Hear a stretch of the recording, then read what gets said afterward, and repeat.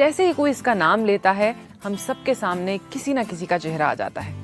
एक टाइम था कि कैंसर औरों को होता था, लेकिन पिछले 10-15 सालों में अपनों को होने लगा है।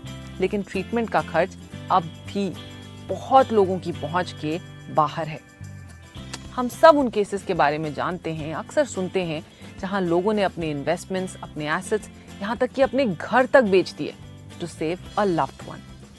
अब कैंसर ना होने की टिप तो मेरे पास नहीं है, लेकिन कैंसर से रिलेटेड फाइनेंशियल ट्रॉमा को अवॉइड करने की टिप जरूर है। हाय, आई एम वानी और इंश्योरेंस के बारे में मैं बहुत ही पैशनेट हूँ। क्यों?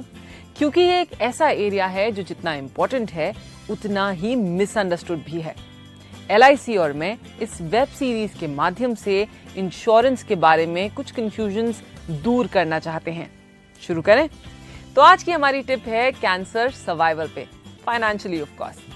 सबसे इंपॉर्टेंट चीज जो हमें ध्यान में रखनी है वो है कि हमारे पास बहुत ही लिमिटेड कंट्रोल है इस सिचुएशन में। हम अपनी हेल्थ का अच्छा ध्यान रख सकते हैं, रिस्क फैक्टर्स से दूर रह सकते हैं, लेकिन इसकी कोई गारंटी नहीं कि ये सारे प्रिकॉशंस लेने के बाद भी हम 100% सेफ रहेंगे। हम अपने चांसेस कम जरूर कर सकते हैं, but we can not bring these to zero. आजकल कितनी रिसर्च ऐसी है जो रोजमर्रा की चीजों को कैंसर से लिंक करती हैं, जैसे कि माइक्रोवेव्स, प्लास्टिक बॉटल्स वगैरह वगैरह वगैरह। हमें लगता है कि केवल स्मोकिंग और तंबाकू जैसी जानलेवा आदतों से दूर रहें तो हम कैंसर से भी दूर हैं, मगर अफसोस कि अब ऐसा नहीं है। सो इट्स एक्सट्रीमली इम्पोर्टेंट कि हम रेगुलर मेडिकल चेकअप्स कराएं। जितना अर्ली डिटेक्शन उतना बेटर प्रोग्नोसिस और उतना ही छोटा ट्रीटमेंट। सेकंड, अपने लिए एक कैंसर कवर पॉलिसी जरूर लीजिए। यस, क्योंकि यही एक ऐसा एरिया है जहां आपकी मेडिकल पॉलिसी भी कम पड़ सकती है। एक तो अमाउंट की बात है, और दूसरा ये कि वो अमाउंट किन चीजों में खर्च कर सकते हैं आप। हेल्थ इंश्योरेंस आपके हॉस्पिटलाइजेशन कॉस्ट्स कवर करता है, मगर ट्रैवल कॉस्ट्स, उसका क्या? प्री हॉस्पिटलाइजेशन ट्रीटमेंट्स जैसे कीमोथेरेपी। क्योंकि कैंसर का इलाज अलग है, इसकी जरूरतें भी अलग होती हैं, और इसीलिए LIC ने कैंसर कवर प्लान को कुछ हटके बनाया है। कैंसर पेशेंट्स की पहली जरूरत कैश इन हैंड, ट्रीटमेंट के लिए ही नहीं, मगर ट्रीटमेंट से रिलेटेड हर छोटे बड़े खर्च के लिए। कई बार हम जिस शहर में होते हैं उस शहर में स्पेशलाइज्ड कैंसर हॉस्पिटल्स होते ही नहीं। कितनी फैमिलीज ऐसी हैं जिनको शहर बदलने पड़ते हैं, क्योंकि अक्सर कैंसर का ट्रीटमेंट 1-2 साल तक चलता है। कैंसर पॉलिसीज में आपको अपने कवर का 100% पे आउट मिल जाता है अगर डायग्नोसिस मेजर स्टेज की हो। साथ में कवर का 1% हर महीने। अगर आपका कवर 50 लाख का है तो हर महीने आपको 50,000 मंथली इनकम अगले 10 सालों के लिए।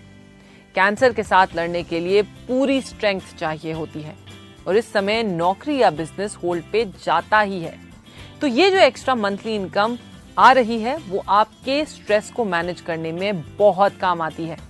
अगर पेशेंट नहीं रिकवर करते तो उनकी फैमिली को ये मंथली इनकम मिलती है जब तक 10 साल नहीं बीतते।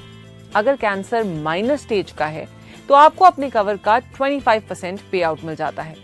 सो अगर आपके कवर 20 लाख के हैं तो 5 लाख पे आउट, और बाकी अगर कैंसर मेजर स्टेज तक जाता है तब। और ये सब आपके हर महीने के चाय कॉफी के खर्च से भी कम दाम में। जानते हैं, साल के 3,000 रुपए भी नहीं लगते 25 लाख के कवर के लिए, किसी 30 साल के इंसान के लिए, यानी हर महीने के 250 रुपए से भी कम। कैंसर कवर फैमिली के किसी बुजुर्ग की तरह ही है, समय आने पर पीछे नहीं हटता, और वो सब करते हैं जिनकी जरूरत है, बिना किसी कहासुनी के। डायग्नोसिस से लेकर मंथली इनकम तक आपको बस डायग्नोसिस रिपोर्ट LIC की ब्रांच में सबमिट करनी होती है with no extra paper work. सुन के ही रिलीफ हुआ ना? इमेजिन कीजिए कि लाइफ के उस टाइम पे जब सारा फोकस रिकवरी पे रखना हो, ऐसा एक्चुअली हो पाए। आधी लड़ाई तो आप वहीं जीत जाते हैं जब पैसे का स्ट्रेस नहीं होता, ना किसी और पे डिपेंड रहने की जरूरत, ना जिंदगी भर की मेहनत के बनाए हुए एसेट्स को तोड़ने की जरूरत। तो सोचिए और अपनी फैमिली से इस बारे में बात कीजिए कि बातें अनकंफर्टेबल जरूर हैं, मगर जरूरी भी हैं। और फिर अपने LIC एजेंट से कैंसर कवर पॉलिसी की जानकारी भी लीजिए। इस हफ्ते आपके 2 मिनटों के लिए बहुत शुक्रिया। मेरी